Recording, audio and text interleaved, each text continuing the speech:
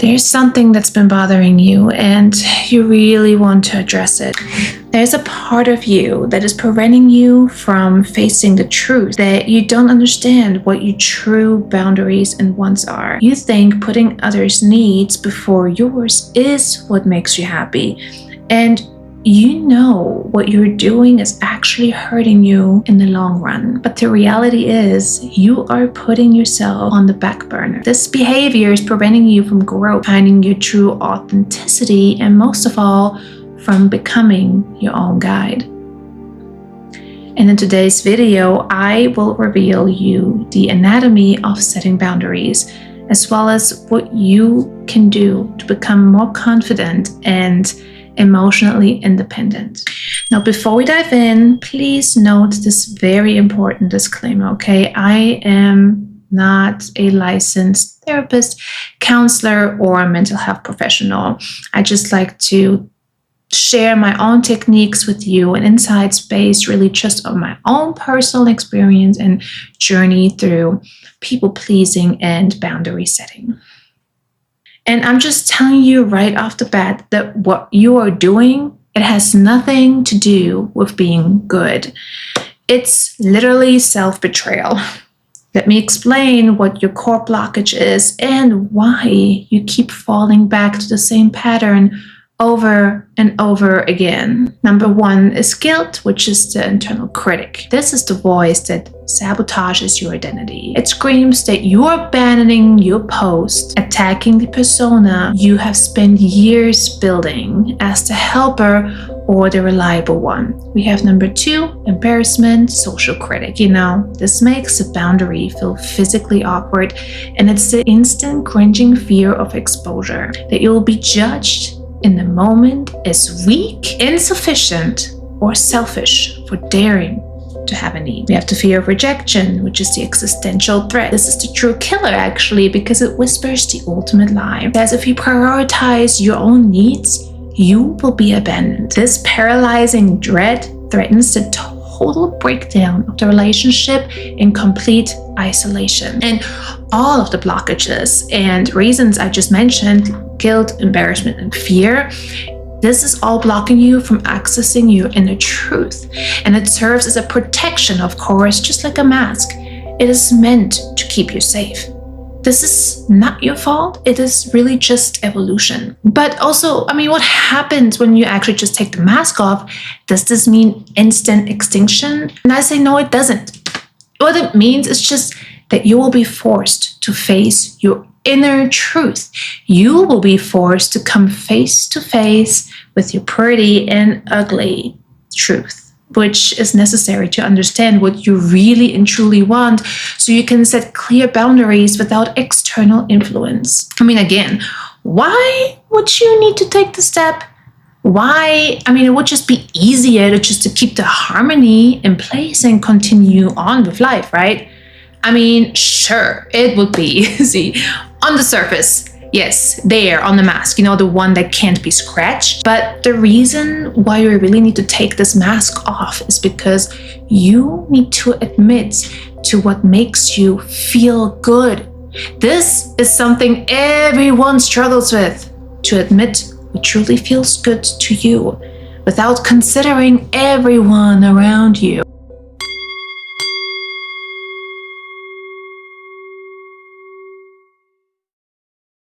Now we have Lena. Lena's childhood was a confusing landscape of conditional and contradictory demands. At home, she learned to be passive and quiet to keep the peace. But the moment she stepped into the school or social sphere, her parents expected her to be assertive and high-achieving. She quickly absorbed the core destructive lesson. Authenticity is dangerous. External approval is the only currency of worth. And to survive this, Lena perfected her mask, the chameleon. She didn't have one personality, no, she had many.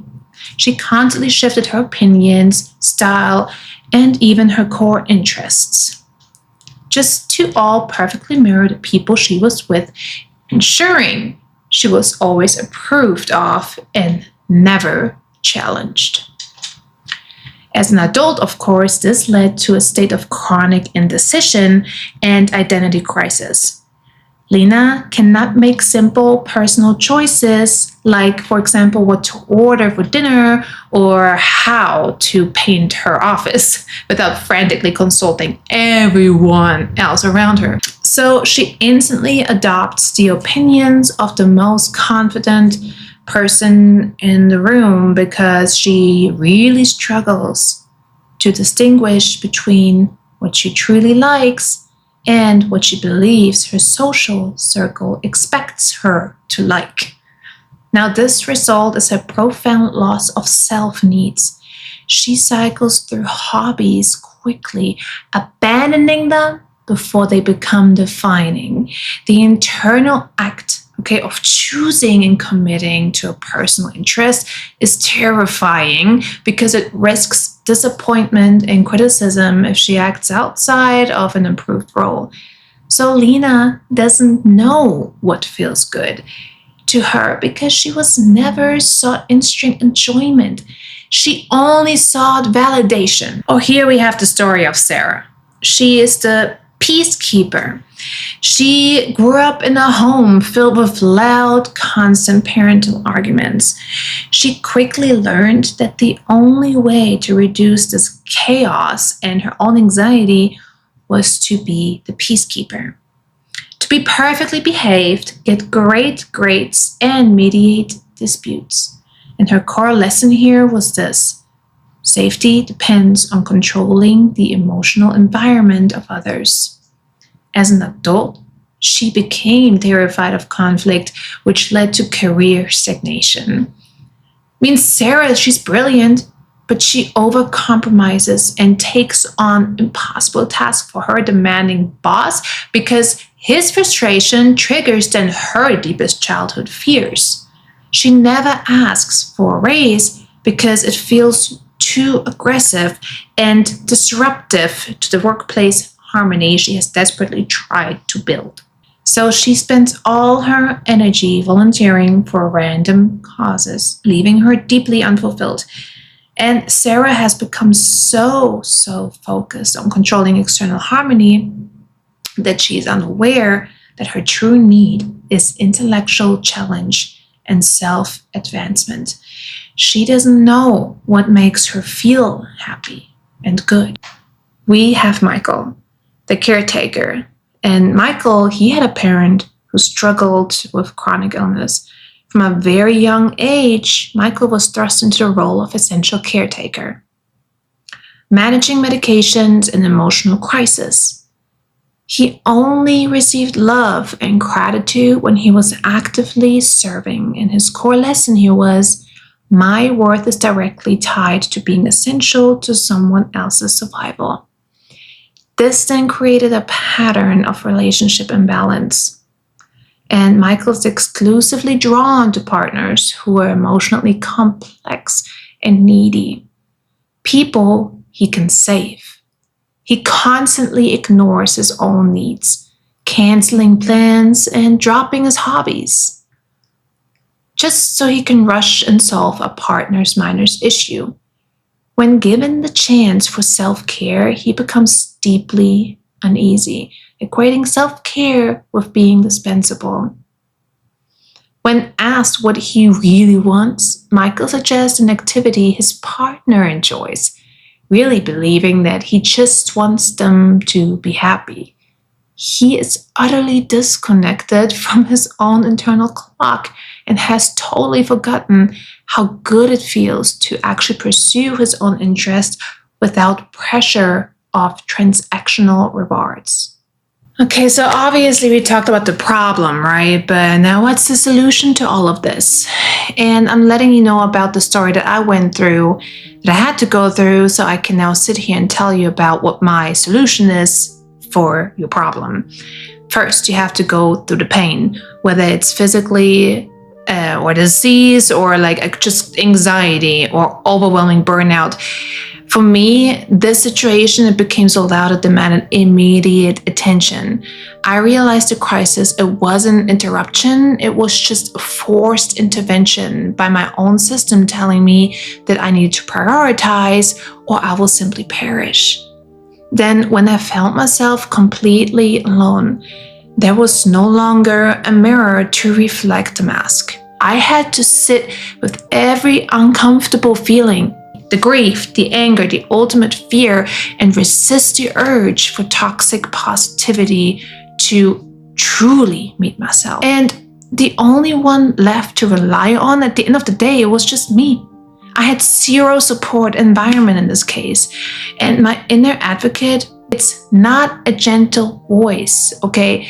It's a voice of unshakably certainty because it is based on evidence that you survived when you had nothing.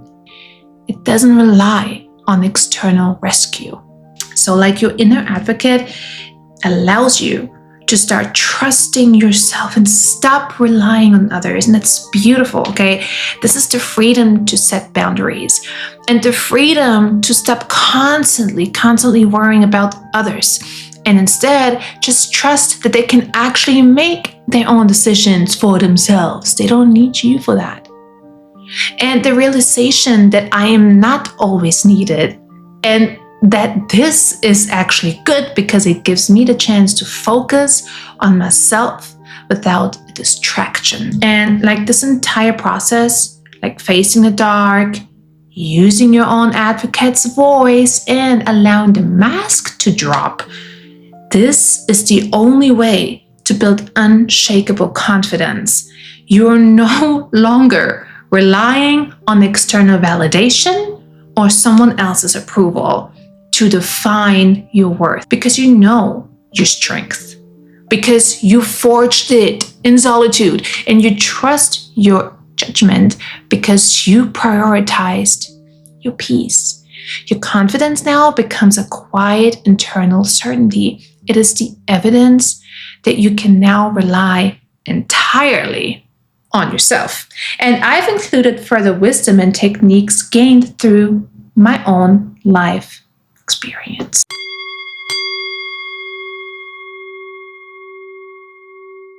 Now, try to withhold information or emotional energy from those demanding it. You know there are always two sides of the story, and both sides know what really happened. So you can stop now to explain yourself to others when you already know the truth. Saying no to non-essential demands on your time. Like even those coming from your own head. You know, the one that's saying, I should be cleaning right now. Again, go back to questioning and asking yourself what feels really good to you right now. You can use physical discomfort as a literal sign that a boundary is crossed or needs to be set. Okay, the people that walk away, they were not aligned with you, the authentic self. They were aligned with the version of you that existed behind the mask that you didn't even know you were wearing. Also, the people leaving are simply reacting to the loss of the role that you used to play. This is really no one's fault. It is really just evolution. And your inner advocate does not just serve you to help you set boundaries. It can also help you to be there for yourself when no one else will be. I use this inner advocate most of the time as a guide. It's like a parental figure, like an older version of myself. And when I truly need someone to hear me out, this technique really works best for me because it does allow me to figure out my own emotions in solitude without feeling completely alone. Now just attracting those who see, respect, and align with you without the mask. And now this realization is what gives you the power to let go. And that's a complete different type of freedom because you understand that you're not losing a person. You're simply closing a chapter you have outgrown. Let me tell you that we all have this inner strength. The strength set boundaries. This is very important. And the strength to pull ourselves out. And we just need to stop relying on others to show up and start focusing on paying attention to this part of us who comes from a place of pure love and understanding. Love yourself unconditionally. This is how you really can set clear boundaries without having to fight the triple threat. Sometimes our circumstances, they just won't allow us to choose only what we truly want, right? We can't just go around and do whatever we want most of the time. And this is why discussing compromises is very important. This is the case in relationships and sometimes your professional life as well. The goal should actually be that you can distinct and be aware of your own needs and wants. And that will give you then the freedom to feel what feels good to you. The goal here is to learn not to ignore or abandon your inner advocate. This is also how you learn how to give from your heart. You set better intentions. Okay, guys, I hope you were able to learn something from this. Again, this comes from my own experience. Let me know in the comments below if you have in the past went through any hardships that you felt completely alone having to go through that, and what did you do to pull yourself out? I'm pretty sure your experience will also help others to understand how to go through this. I have this candle here and I thought maybe I should just blow it out. But blow it out, you'll be gone too. And I'll be all alone. Have a good night, sleep tight, and thank you for watching. Bye.